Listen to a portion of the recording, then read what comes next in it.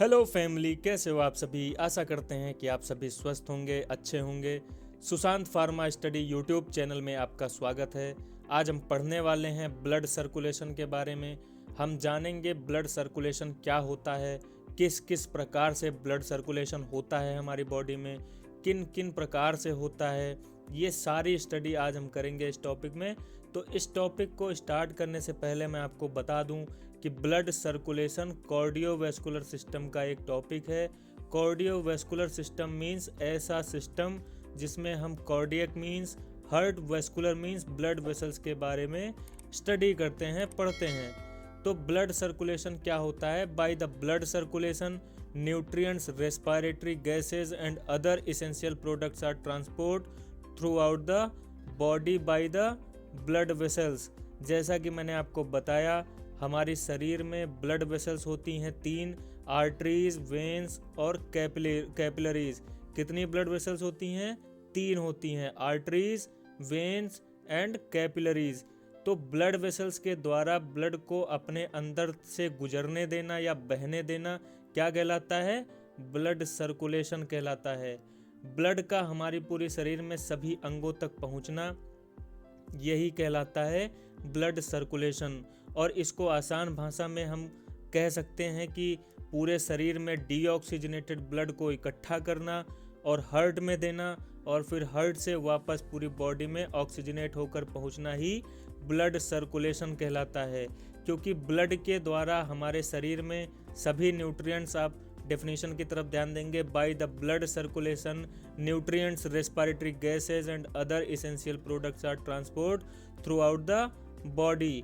तो इसमें हम देखेंगे कि जो हमारे बॉडी में जो ब्लड के द्वारा हमारे शरीर में न्यूट्रिएंट्स, सभी रेस्पिरेटरी गैसेज और इसेंशियल प्रोडक्ट ट्रांसपोर्ट किए जाते हैं। तो ब्लड सर्कुलेशन क्या है? एक ऐसा सिस्टम है, ऐसा तंत्र है जिसके द्वारा हमारे पूरे शरीर में ब्लड को फैलाया जाता है, या हम कह सकते हैं कि पहुंचाया जाता है, जिससे ब्लड हमारी बॉडी की हर सेल्स की रिक्वायरमेंट, चाहे वो ऑक्सीजन की हो या फिर वो न्यूट्रिएंट्स की हो, उसको पूरा कर सके। तो चलिए अब हम पढ़ने वाले हैं types of blood circulation. Blood circulation कितने प्रकार के होते हैं? तो there are 2 types of blood circulation. First is that systemic circulation and second pulmonary circulation. तो एक एक करके हम इन सब पर बात करेंगे। तो सबसे पहले बात करते हैं सिस्टमिक सर्कुलेशन की। तो सिस्टमिक सर्कुलेशन क्या होता है? एक ऐसा सर्कुलेशन जिसमें पूरी बॉडी से डीऑक्सीजनेटेड ब्लड इकट्ठा होता है और हार्ट तक पहुंचता है।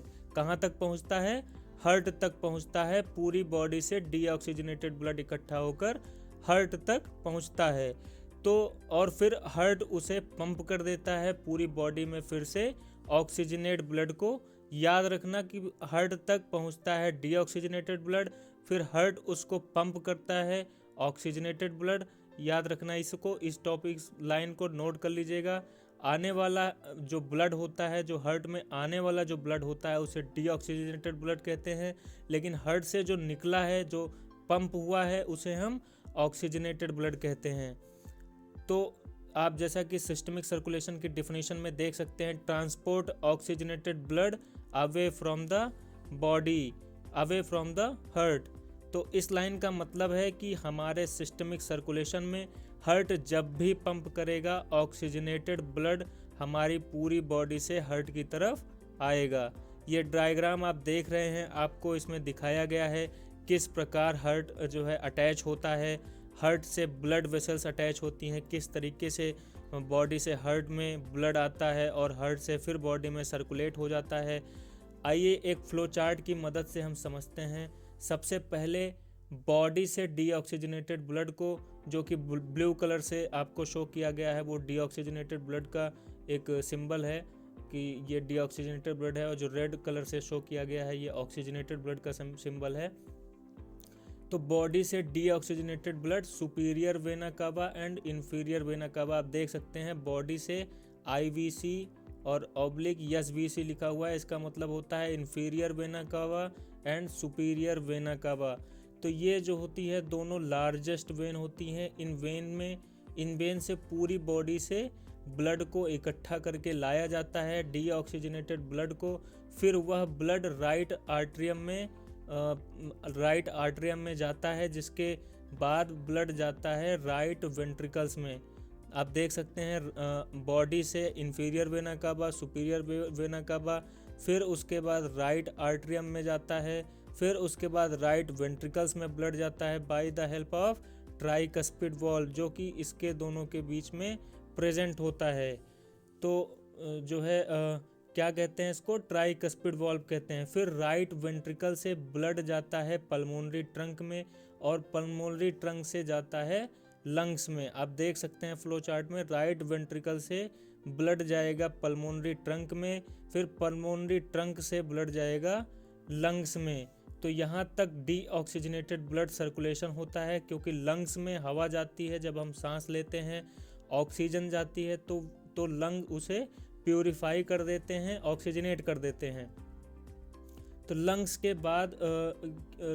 बाद जो सर्कुलेशन होता है वो पूरा ऑक्सीजनेटेड सर्कुलेशन होता है। मैंने आपको रेड कलर से शो किया है, आप देख सकते हैं। तो लंग से जो है ब्लड निकलकर पल्मोनरी वेंस के द्वारा लेफ्ट आर्टरियम में ब्लड जाता है, फिर लेफ्ट आर्टरियम से ब्लड जाता है लेफ्ट वेंट्रिकल्स में बाय द बाइकस्पिड वॉल्व, जो इन दोनों के बीच में प्रेजेंट होता है, लगा होता है। इसके बाद ब्लड जाता है एओर्टा में, फिर एओर्टा जो कि शरीर की सबसे बड़ी आर्टरी या फिर इसको ग्रेट ब्लड वेसल भी कहा जाता है, और एओर्टा से पूरी बॉडी में ब्लड सर्कुलेट हो जाता है, फैल जाता है। इस तरीके से सिस्टमिक सर्कुलेशन कंप्लीट होता है। अब हम बात करेंगे बॉडी के अगले सर्कुलेशन की, जो है पल्मोनरी सर्कुलेशन। नेम से ही क्लियर हो रहा है कि जो लंग्स जो संबंधित होते हैं हमारे, क्योंकि मेडिकल में हम लंग्स को ही पल्मोन्स भी कहते हैं। तो ब्लड देखिए, आप यहाँ पे देख सकते हैं इसके डेफिनेशन में, in this circulation blood is circulated from heart to lung and lungs to heart. तो ब्लड जो है कहाँ से आया, हार्ट से आया, और लंग में, और लंग से वापस कर दिया गया फिर से हार्ट में ऑक्सीजनेट करके, और इसमें ट्रांसपोर्ट होता है deoxygenated blood from heart to lungs. हृदय से डीऑक्सीजनेटेड ब्लड को लंग्स में भेजा जाता है ऑक्सीजनेट करने के लिए। चलिए एक फ्लो चार्ट की माध्यम से इसको भी समझते हैं। अभी इसके पहले जो फ्लो चार्ट मैंने समझाया वो सेम वही था, लेकिन इसमें सिर्फ पल्मोनरी सर्कुलेशन का विवरण किया गया है, उसमें बताया गया है। तो हम समझने की कोशिश करेंगे पल्मोनरी सर्कुलेशन कहाँ से कहाँ तक होता है। तो वैसे हम ये सब सिस्टमिक में पढ़ चुके हैं, देख चुके हैं, फिर भी एक बार इसे समझ लेते हैं। राइट वेंट्रिकल से डीऑक्सीजनेटेड ब्लड जाता है पल्मोनरी ट्रंक में, और पल्मोनरी ट्रंक से ब्लड जाता है पल्मोनरी आर्टरीज में, और पल्मोनरी आर्टरीज से ब्लड फिर कहाँ जाता है, लंग्स में जाता है, और लंग्स से ऑक्सीजनेट कर देते हैं, लंग्स उसे ऑक्सीजनेट कर देते हैं, प्योर कर देते हैं।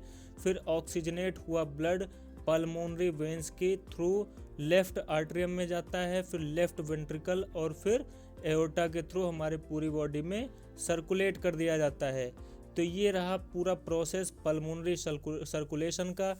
तो आज के लिए बस इतना ही। Thank you very much. अगर आपको यह लेक्चर अच्छा लगा हो तो वीडियो को लाइक करें, शेयर करें, और हमारे चैनल को सब्सक्राइब करें। मिलते हैं न्यू वीडियो में न्यू टॉपिक के साथ। Thank you.